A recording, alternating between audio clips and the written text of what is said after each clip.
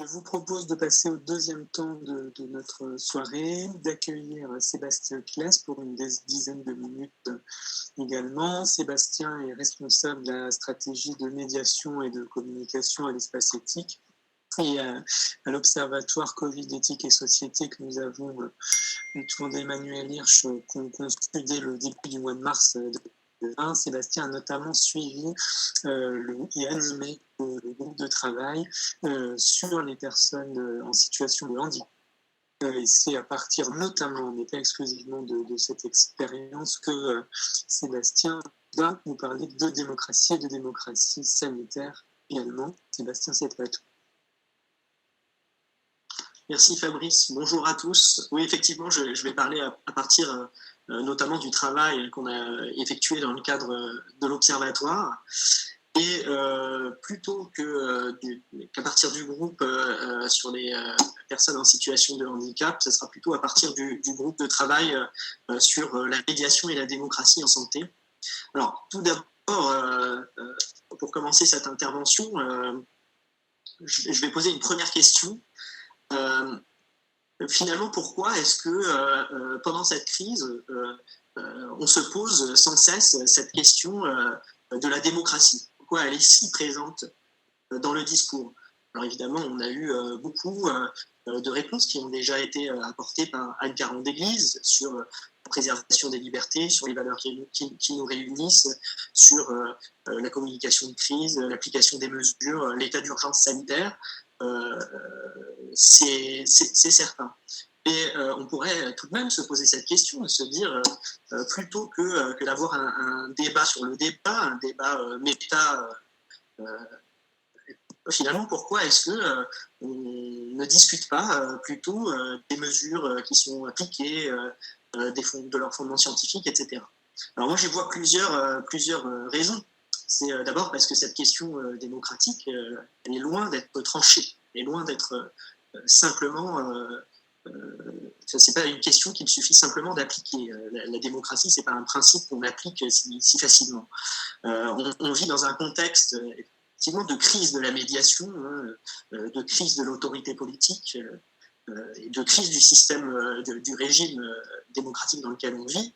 On l'a bien vu à travers la crise des Gilets jaunes, par exemple, mais on le voit aussi à travers la circulation des fake news, qui sont un phénomène qu'on peut analyser dans ce sens également.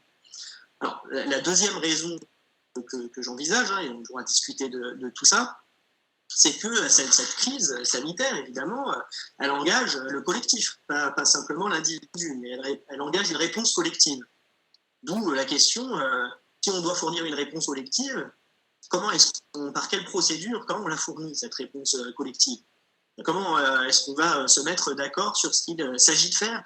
Parce que ça nous engage tous. La troisième réponse que je vois peut-être dans cette présence très forte de la question démocratique pendant la crise, c'est que la consultation est apparue comme un moment nécessaire, même si on l'a vu en creux, puisqu'il n'y a pas eu de consultation des Français à proprement parler, ni des associations. On le verra.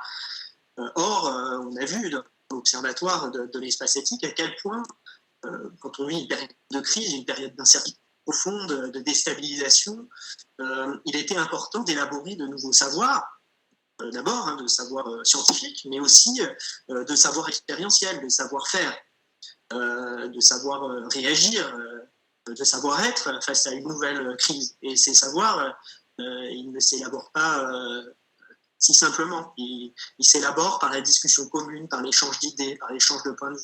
C'est ce qu'on a vu beaucoup dans les établissements médico-sociaux, c'est ce qu'on a vu à l'hôpital, c'est ce qu'on a vu dans les associations. C'est ce mouvement-là qui est à l'œuvre dans la discussion. C'est comment on réagit. C'est l'élaboration nécessairement collective de savoir. Or, cette élaboration-là n'a pas porté justement sur le terrain démocratique.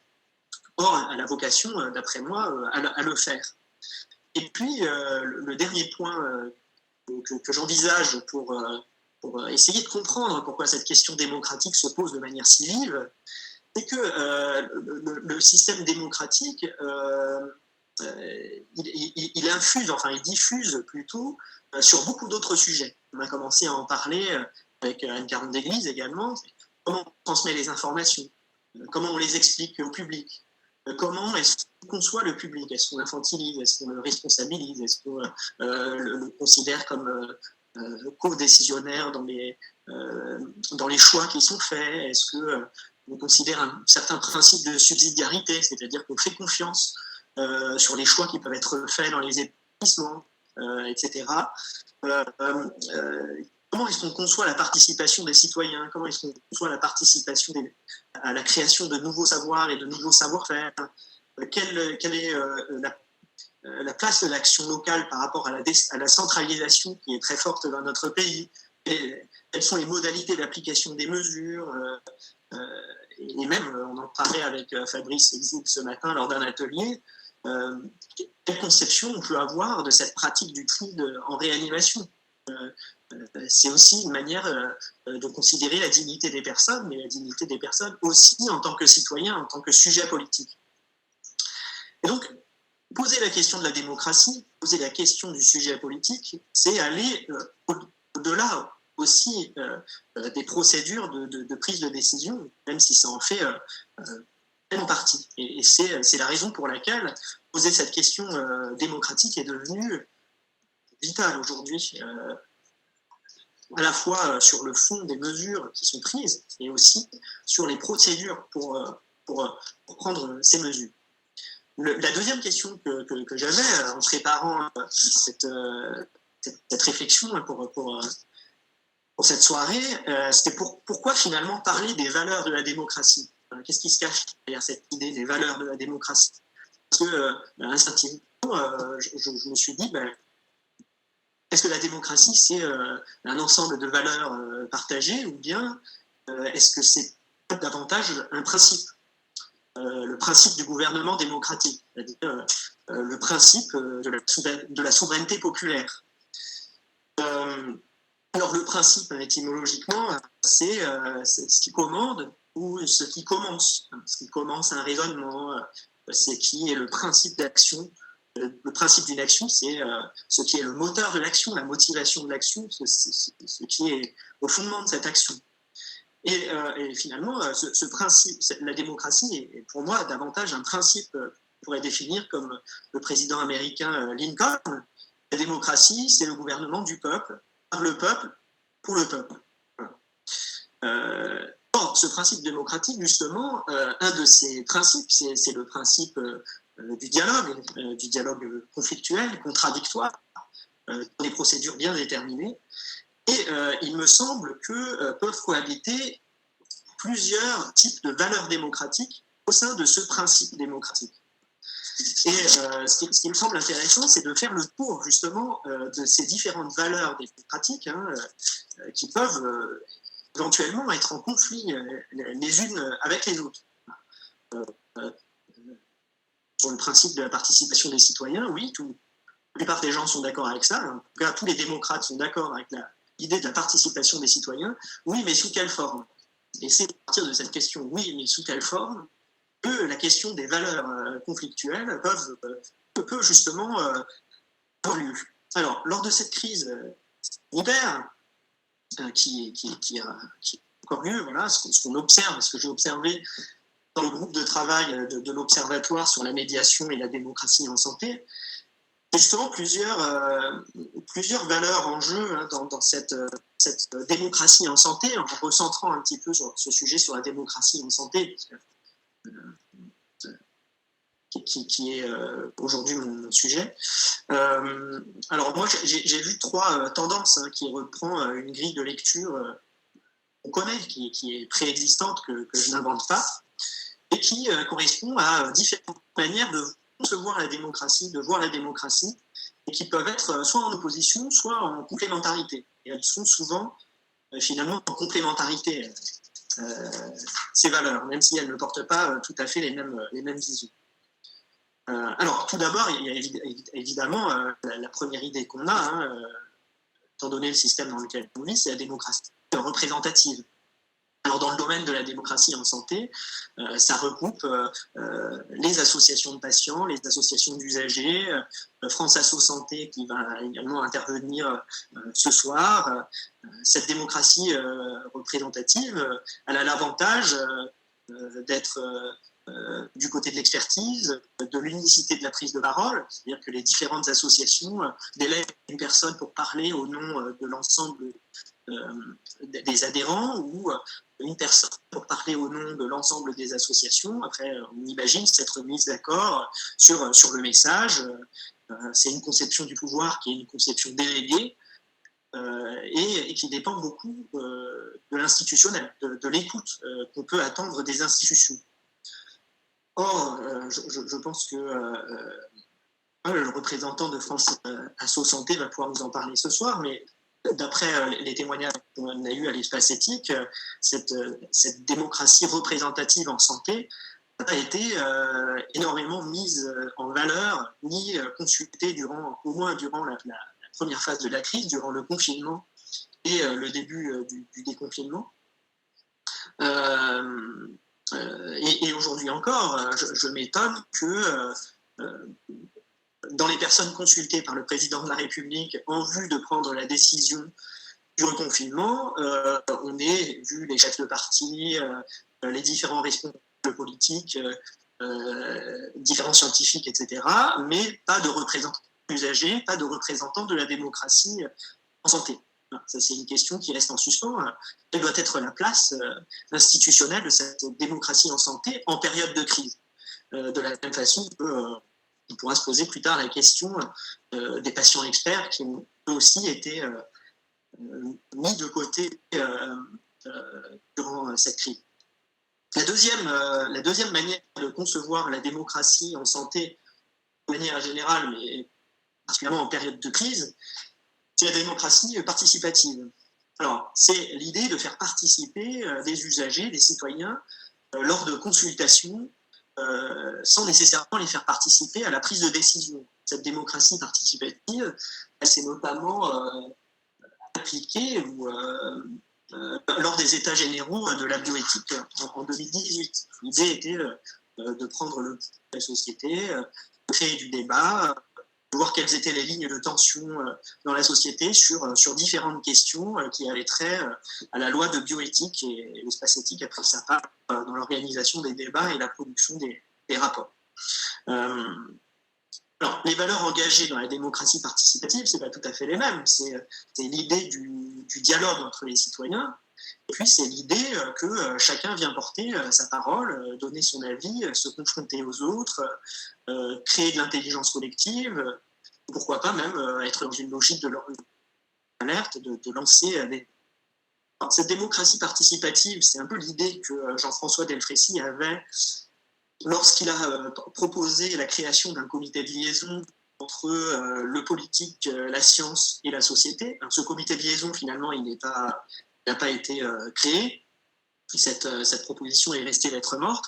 Mais il y a eu une sorte de compensation, de participation de fait de certaines associations qui a eu lieu. On a eu le témoignage de Jean-François Thébault de l'Association française des diabétiques qui a participé, enfin qui a envoyé des communiqués de presse avec son association, qui a été consulté, qui a pu peser d'une certaine mesure dans certaines prises de position. On a aussi un groupe qui est proche de l'espace éthique, le groupe Polyhandicap France, qui a pu envoyer des communiqués de presse et des alertes au Premier ministre, et les associations dans le de bouger certaines modalités du confinement qui étaient complètement invivables pour certaines personnes en situation de handicap ou certaines personnes autistes. Donc il y a eu quand même dans cette idée de participation, même si ça a été non pas institutionnel mais complètement informel, il y a eu du mouvement, on pourrait dire. Disons que les voix pour trouver l'oreille du politique étaient peut-être difficiles à trouver, mais ça aurait eu. Et puis le dernier lot si on veut, de valeurs démocratiques, c'est la démocratie délibérative. On va au-delà de la participation, de la consultation, mais on est dans l'idée que les usagers, les associations usagers de patients, etc., peuvent participer dans une certaine mesure ou complètement à la prise de décision finale. Et ça, vous le savez, hein, ça n'a pas eu lieu dans la crise sanitaire. Mais ces trois visions, ces trois assemblages, si on veut, de valeurs démocratiques, hein, elles peuvent tout à fait se compléter, elles peuvent, dans une certaine mesure, s'opposer aussi. Voilà. Démocratie représentative, participative et délibérative. Pour moi, ces trois formes de démocratie posent également la question de l'empowerment, de l'empouvoirment, pour le traduire en français. C'est-à-dire qu'on voit que sur chaque forme de démocratie, représentative, participative ou délibérative, on place le curseur à un endroit un petit peu différent entre ce qui est de l'ordre du pouvoir institutionnel, participation au pouvoir institutionnel, à la forme institutionnelle du gouvernement, et à l'empouvoirment, justement. Donc on place le curseur à un endroit différent entre participation au pouvoir et proposition, justement, à une nouvelle forme de pouvoir, le pouvoir, ce que j'appelle la puissance, le pouvoir de faire quelque chose, quoi. Non pas seulement le pouvoir sûr, mais le pouvoir le pouvoir d'agir. Or, précisément, le pouvoir d'agir, c'est ce dont on a cruellement besoin lors d'une crise. C'est-à-dire, c'est ce qu'on ne peut pas nécessairement prévoir dans l'existant, mais ce qui émerge. En l'occurrence, de nouveaux savoirs, de nouvelles pratiques, de nouvelles dimensions du soin, etc., qu'on n'avait pas forcément anticipées, et qui méritent d'être valorisées, d'être repérées, d'être écoutées. Donc il y a ces deux dimensions-là qui me semblent très importantes, particulièrement en période de crise. Alors, la troisième question, et puis je m'arrêterai là, qu'on peut poser, c'est maintenant que faire? Parce que ce que je vous dis là, c'est bien, c'est de l'analyse, on peut réfléchir à partir de là, on peut se demander dans quel type de régime démocratique on est, du côté de quelles valeurs on se trouve, commencer une discussion sur la finalité de la démocratie, les valeurs en jeu, etc., qui pourra être passionnante, mais comment est-ce qu'à partir de là, on peut agir? Alors moi, je vais vous parler de notre pratique concrète, quotidienne de l'éthique, puisque voilà, c'est ce qu'on fait. Donc autant partir de notre expérience concrète à nous, de l'expérience qu'on a eue dans l'observatoire, l'expérience des personnes qu'on rencontre dans nos retours d'expérience dans les établissements, etc. Alors, en quoi l'éthique peut être une pratique justement démocratique, peut porter des valeurs démocratiques? Alors, j'ai plusieurs pistes. Il y en aurait probablement d'autres, et puis je ne serai pas long sur ce sujet. Alors d'abord, l'éthique a tout à voir avec cette dialectique entre le pouvoir d'un côté institutionnel et la puissance d'agir de l'autre, l'empouvoirment, puisque l'éthique se définit toujours comme un écart. C'est un dilemme, c'est toujours un écart entre mes convictions et ce que j'observe, ce que je vis, ce que je subis éventuellement, et qui éventuellement peut me déplaire, me révolter, enfin provoquer une émotion. Et c'est pour ça que l'éthique, elle est toujours une fidélité à des valeurs. Alors si on veut, c'est un principe assez conservateur, un principe de fidélité à ces valeurs. Et aussi c'est un principe d'arrachement, c'est-à-dire un principe de distanciation par rapport à ce qu'on voit. Donc, première logique, effectivement, je vois un peu dans l'éthique, cette fidélité et cet arrachement. D'un côté, on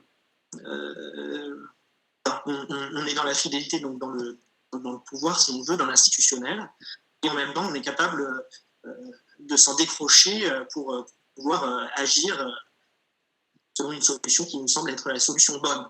D'où la question qui était posée par Nathalie Lefrançois, me semble-t-il, sur la désobéissance civile. Ça venait effectivement de cette dimension-là, de ce tiraillement entre fidélité et arrachement dans l'éthique.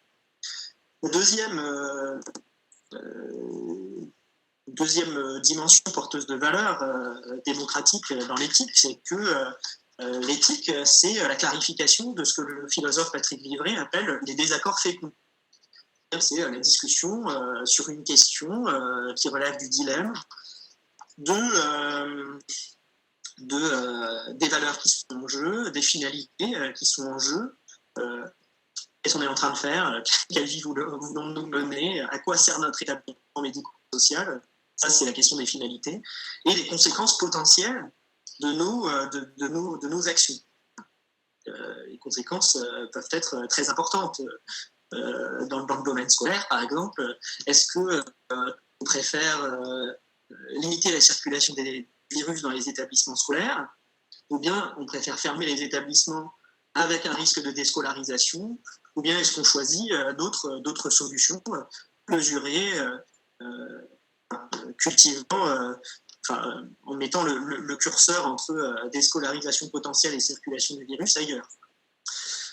Donc cette culture des désaccords féconds me semble très intéressante, parce que l'idée de l'éthique, c'est pas d'arriver nécessairement à un consensus, mais que chacun comprenne la position de la personne en face, et surtout, à la fin, il faut toujours prendre une décision. La décision, elle ne contentera jamais tout le monde.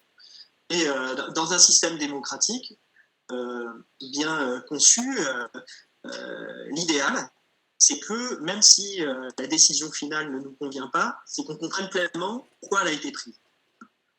Déjà, ça serait un grand pas en avant par rapport à l'incompréhension de nombreux de nos concitoyens aujourd'hui. Et c'est ce qui se passe dans les établissements, dans les comités d'éthique, quand ça se déroule bien.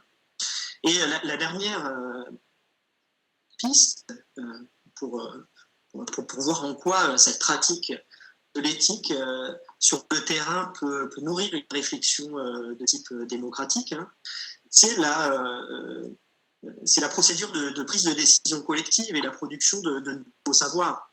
C'est-à-dire que finalement, face à une situation inédite, on va prendre des décisions inédites, on va essayer d'inventer de nouvelles pratiques. Ces pratiques ne peuvent s'inventer que collectivement, elles ne peuvent pas être imposées par le haut, parce que tout simplement, par le haut, on n'a pas conscience des problématiques nécessairement du terrain. Et on voit que cette réflexion éthique, à travers les valeurs, les finalités, les conséquences qui sont en jeu, permet également d'inventer de nouvelles pratiques qui sont particulièrement nécessaires et qui doivent être mises en œuvre très rapidement en période de crise. On le voit en réanimation, on le voit dans la fin de vie, on le voit dans le funéraire, on le voit dans l'accompagnement des personnes en situation de handicap avec de la télémédecine, par exemple. Voilà, rien de tout ça ne se faisait précédemment, donc il faut nécessairement inventer. Et c'est ce qu'on essaye, en tout cas, de promouvoir. C'est une vision que j'essaye de promouvoir à l'espace éthique. Voilà, je vous remercie. Je m'arrête là. Je pense qu'il y aurait beaucoup d'autres choses à dire. Peut-être vous poserez des questions. Je vous remercie.